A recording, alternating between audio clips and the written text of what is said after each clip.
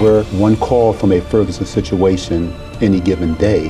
When you see a young African-American male, does race enter your decision-making process?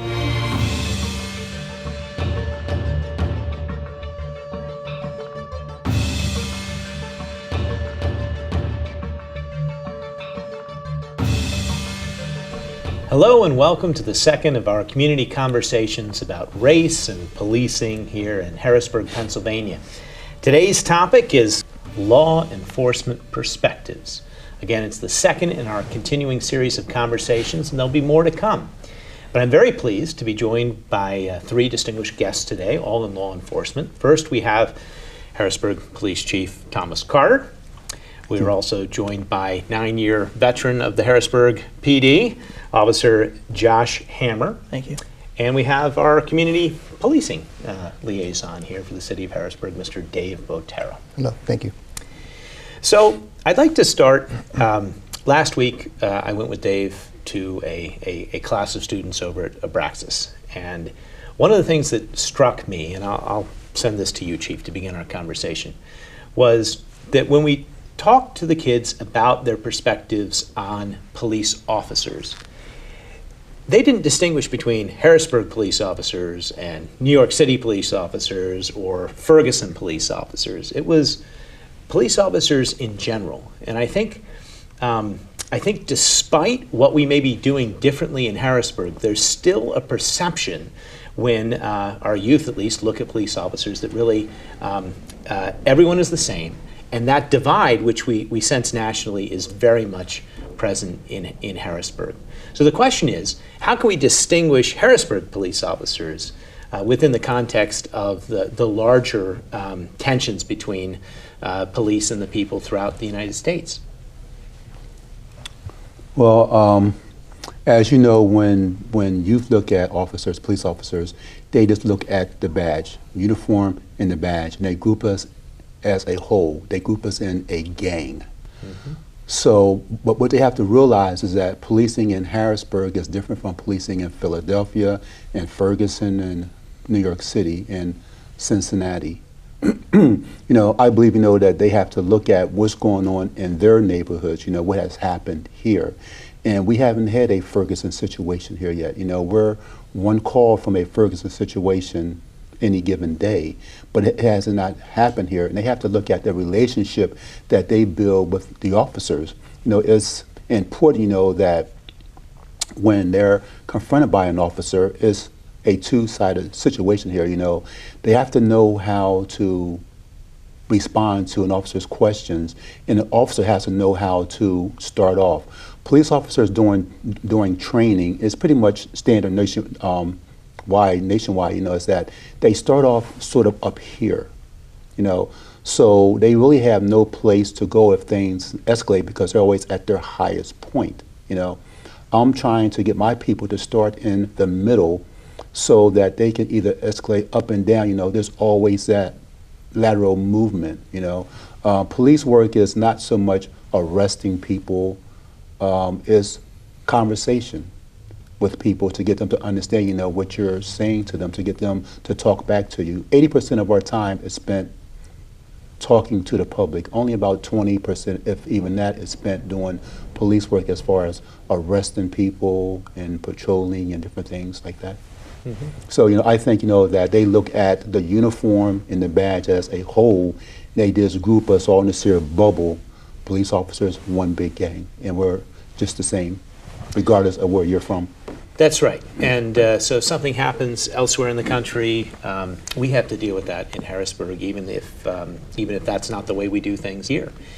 Officer Hammer, how would you respond to one of the kids in the class who basically said that he didn't trust the officers, that they were only out to get him, and he didn't think that your perspective or the officer's perspective on youth was anything other than hostile? When you go out on a regular patrol, do you start with a hostile perception of the public, or are you only looking for problems, or are you proactively looking to build relationships?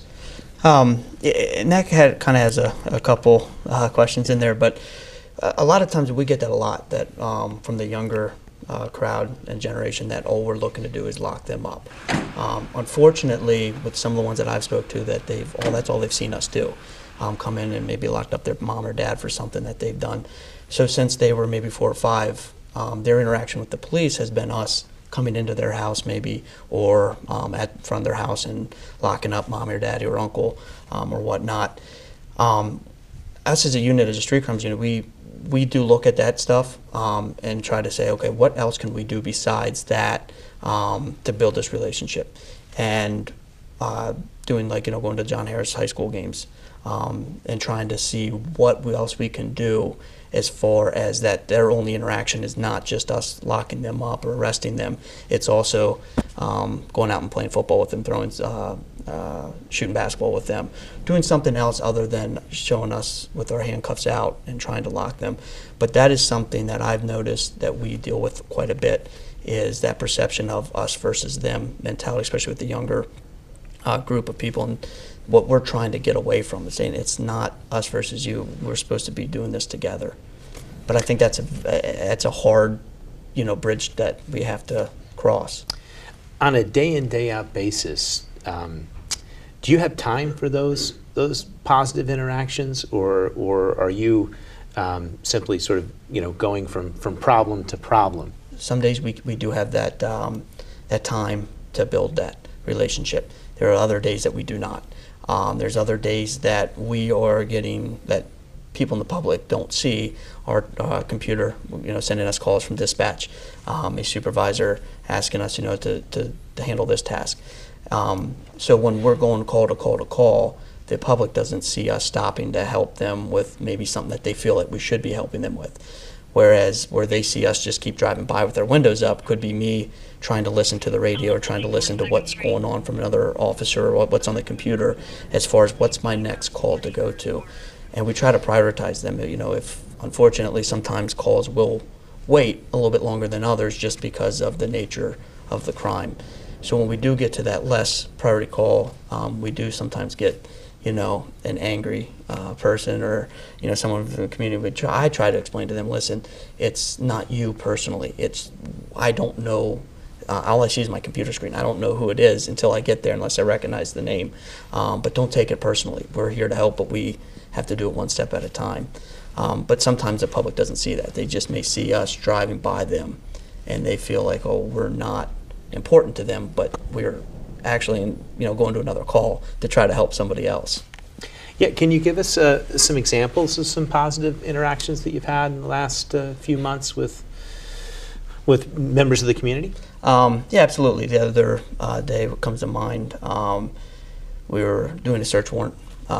We were getting together, which we usually do, about 20, 25 officers that, depending on the crime or what we're doing as far as the target of our search warrant.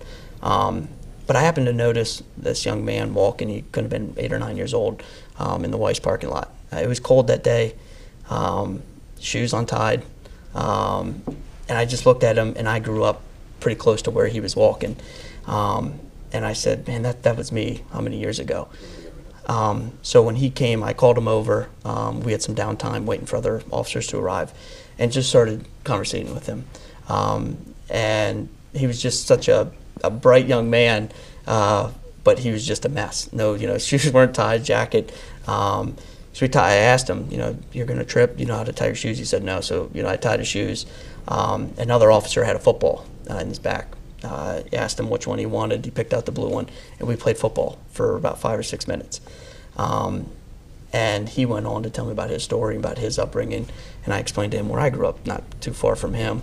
And just to see the joy in his face that we took time to play with him kind of stuck with me for a couple of days with my kids. I just kept thinking that was something that, that we didn't have to do. And not that we were looking for anything out of that. There wasn't any cameras. There wasn't anybody else in the public looking. But it was just taking that time out to say to that young man, let's see where you're coming from. Let's see and hopefully when he grows up, he can remember, instead of maybe picking that gun up, that he can say, those guys, they really, do have a heart. They are compassionate. I think it's really important that you're taking the time out to have those types of interactions. Dave, I'll turn to you for a minute. I know you're out trying to have those interactions on a daily basis. As the community policing liaison here for the city, you're able to devote a lot of quality time. I mean, what do you think is really most important in terms of getting the community to trust our police department? I think our number one resource is having very clear and effective communication, positive conversations with the community, meeting them where they're at, and not only that, but being approachable and accessible. So most of the community knows how to get a hold of me via my cell phone or email or at the office, and clearly I'm just driving around or walking around the city. So it's important to be in every pocket of each neighborhood, be responsive to their concerns, be empathetic to what's going on and understanding, and then have a firm understanding of what resources are available. Whatever the case may be, it's just important to know who I can connect them with. I certainly don't have all the answers, but I know who does. And there's just so many resources from the city level, from service organizations, the county level, the school level, and just being able to make those direct connections. And when they see that and we spend time with that, and I don't do it on my own, I have a great network of support throughout the city and all the departments. We build trust, and really it's a customer service oriented career that I'm in, and so it's just important to stay in touch with them and follow up. I hear calls on the radio, and when it's near, I'll know somebody on that block, and I'll call in saying, or I'll text and hey, is everything okay? Just checking in, whether it's a fire, medical emergency, or anything else. It's just important to just let them know that I'm paying attention and making sure that they're okay. Mm-hmm.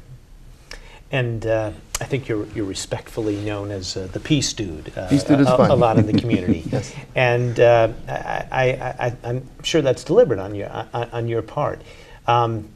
What can you give us some other specific examples of how you've helped maybe change the perception of youth or other individuals in Harrisburg through your actions?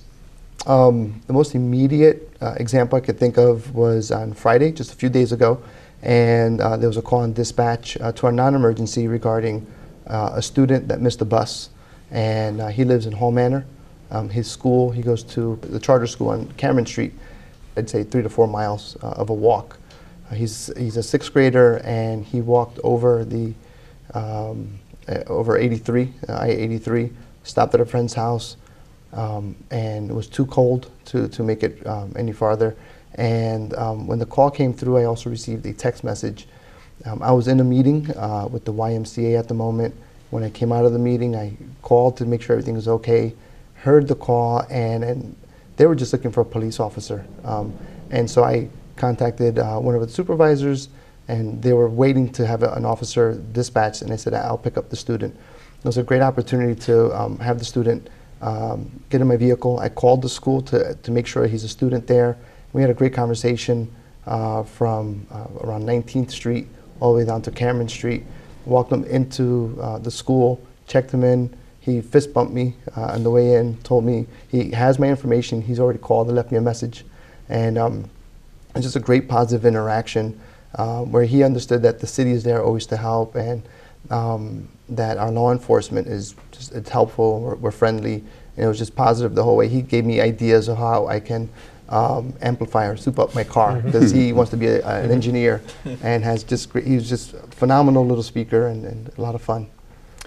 So, Chief, it's obvious that these relationships between the police and the community are incredibly important.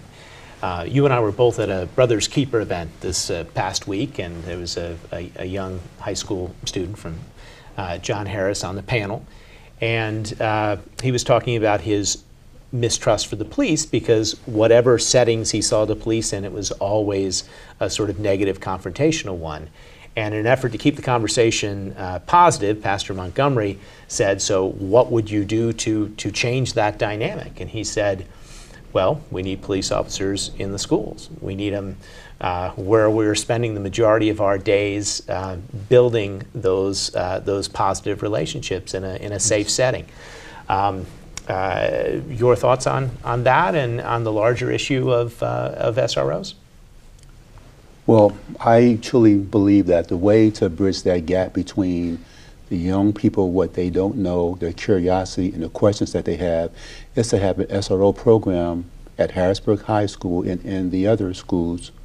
SROs in a teaching class to give an understanding of what police officers do, and to let them know that yes, there's a law enforcement occupation out there for you, be it probation, parole, police officer.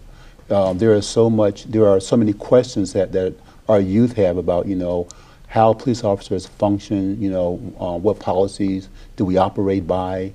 I believe if we would have conversations like this, and if our young folks would have the correct answers, that we wouldn't have a high juvenile rate when it comes to the crime rate. We wouldn't have as many kids behind bars as we do as far as juvenile custody wise. And as they get older, they will not keep committing the same crimes. So I think it's a win-win situation on everybody's part if we were into the schools, had a real SRO program going on, a real educational program going on, that the kids know that we're not out there to lock them up, to find out anything about them, but we're there to aid them, to make them better people. And I think that's so important to transform that perception, because the perception is that the police are out there to lock them up. The reality is, and especially if we can reinforce it in the schools, is that the police are there to keep them from going into the system. And that's an important perspective. The other thing which SROs could do is potentially lead to recruitment of more officers from Harrisburg, and specifically more police officers of color. And I know this is something that you feel strongly about, and this conversation is about race and policing and bridging the divide. But the number one concern I have here, again and again, is the police officers don't look like me, they don't have the same background as I do. And immediately that fosters a sense of distrust that then you have to overcome. Perhaps if we had more officers that were from the community here in Harrisburg, it would be easier for them to establish those positive relations. What are we going to do to, over time, change the dynamic of the department to reflect more of the community here in Harrisburg? Well, hopefully we'll get into the high schools, we'll get into the colleges and recruit people of color. I'm the believer that, because Officer Hammer doesn't look like me doesn't mean that he doesn't care for me or he doesn't care for the city. I believe that good police officers, they come in all colors. To me, it's a crutch to say, well, if this officer look like me, then I can relate to him better. There's some truth to that there. Then there's just there's not truth to it. I believe that with education and respect of what a police officer does, and the knowledge that a police officer is just here to be a help to you, to be a person of guidance to you, and to protect you, we wouldn't have the problems that we have, because that could come in all colors, I'm asking for people of color here because I have 140 plus officers, and I only have 9 people of color here. So we need to bridge that gap, but I will not turn down a good applicant, a good candidate, because of their color. Of course, but we get a lot of good applicants potentially if we were in the schools and we were really actively recruiting and explaining what a good job being a police officer is. It's a good career, not only from the standpoint of you feel like you're doing something meaningful on a day, but good benefits, you're able to take care of your family. What would you say to maybe the junior at Harrisburg High who hadn't yet thought about becoming a police officer as a profession? Yeah, absolutely. There's not a day that goes by that I dread getting up and going to work. And I think that says a lot about what I do for a living. I do enjoy it. It's almost, you hear people say it's a calling or whatnot. I enjoy what I do. I'm comfortable. Going into this business, you're never going to be rich, but you're never going to be poor either. You're always going to be taken care of. As long as you have integrity for the job and you do what you're supposed to do, you won't have that issue. Medical benefits are there, dental, vision. That side's always, kind of been there. But when you're a junior in high school, or when I was 23, you don't think about that until you have kids and you start, having your own family, getting a little bit older. But I think as somebody who is in a competitive field, if they're playing sports, I grew up my whole family playing sports. I enjoy that a lot, and I'm a very competitive person. The whole team thing, this job has translated into something more. But I think that background has given me, opportunity to strive here. I take everything as almost like a team, or as a sport, a competitive nature. And I think it's very, like I said, close to being on the team sport to now being on the team of the police. Mm-hmm. I want to ask you a tough question, but can you reflect a little bit on how you think race influences you as a police officer? Have you thought about that? When you see a young African-American male, immediately does race enter your decision-making process? It must in some way. And what do you do to sort of transcend that? Absolutely, we're all human. But when we're out doing our job, when I'm doing my job and I'm in my car, obviously that's one of the furthest things from my mind until maybe afterwards, when we have their investigation. And then I always try to put myself in their shoes. What are they thinking? What was it like for the police to come into their house? How were we? Did we, were we, respectful, even though we have a job to do? So in that part, I think about it. And when they ask me, you don't know what it's like, to be in my shoes. And I tell them, you're absolutely right. I don't know what it's like to be black or Hispanic. I'm white. But I did grow up here in the city. And I chose this road. Just because you're in this road right now, it doesn't mean you can't go to this road.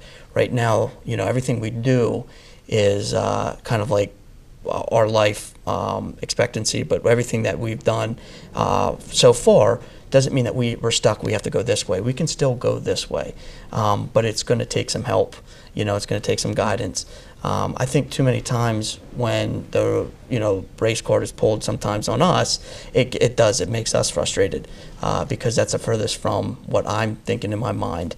And when someone says you arrest me because I'm black, I try to explain to them, no, it's because of the crack cocaine that's in your pockets, not because you're Hispanic or you're black or you're white or something like that. It has nothing to do with that. But it is an obstacle that we have to get around. But like the chief said, the crutch that's used for that, we as the police still can't use it either. It has to go both ways. And I think once we are able to do that, we can move on. But it's a delicate dance that you have to do. Yeah, and I think respect is really key to the whole thing, because once you feel disrespected in some manner by a tone or a harshness of action or something, you're liable to read a whole series of different motivations, including racial motivation, into that. Are there certain ways in which you try and make sure that your interactions are always respectful? Are there certain ways that you approach individuals, things that you say?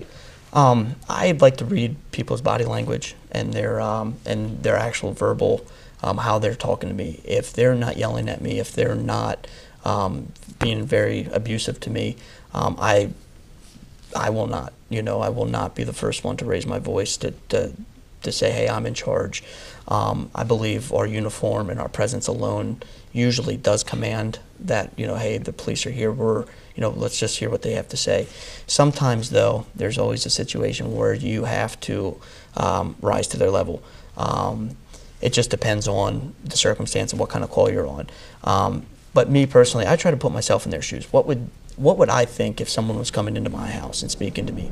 Is this a person that is earning my respect or demanding that I respect them?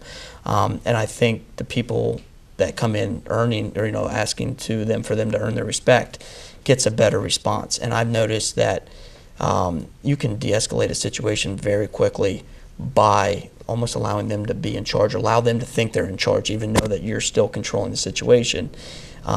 Just some of the questions you can ask, separate people, and not pointing fingers, and trying to remove that from it. I think that's really good advice, and a real purpose of these conversations is to try and put ourselves in each other's shoes. It's a good life lesson generally, but it's so important if we're going to bridge the gap. We want the community to think about what it's like in your shoes, Yes. and we want you to at all times think about what it's like in the community's shoes. Dave, we're almost out of time here, but I wanted to talk to you briefly about the Black Lives Matter movement. And you've tried something, and Harrisburg, we've tried something differently, I think, than in other cities. And that is to really engage the protest movement and to be a part of it in some ways. Can you talk to that? Absolutely. I think that the secret sauce there is not only collaborating with them, but being respectful to what they're requesting. I always talk about having positive communication and being engaging with them, meeting them also where they're at. When the Black Lives Matter, the name of the group is This Stops Today Harrisburg, we were completely just open to having a very careful but meaningful conversation with them. And our number one option was public safety. Not only safety for the organizers, but for our police and obviously for the community. And we've had lunch with them, coffee.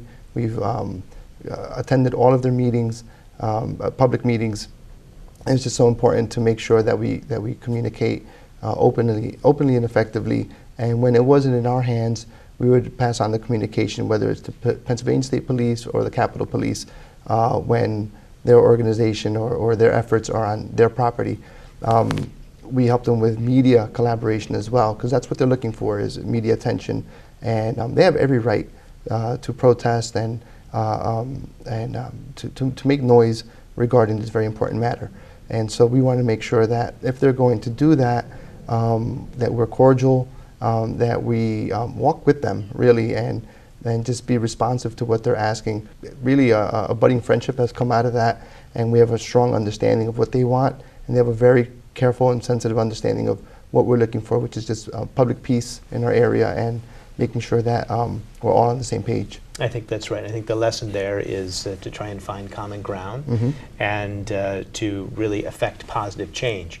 That's what the Stops Today Harrisburg organizers want. They've been very complimentary of you and of you, Chief Carter. And we've also, it's been peaceful and it's been a positive, but I think they've also gotten their message out, and they've gotten the visibility that they've wanted.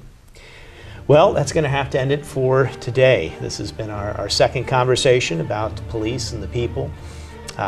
Again, this is just the beginning. We're going to continue these conversations over the next several months.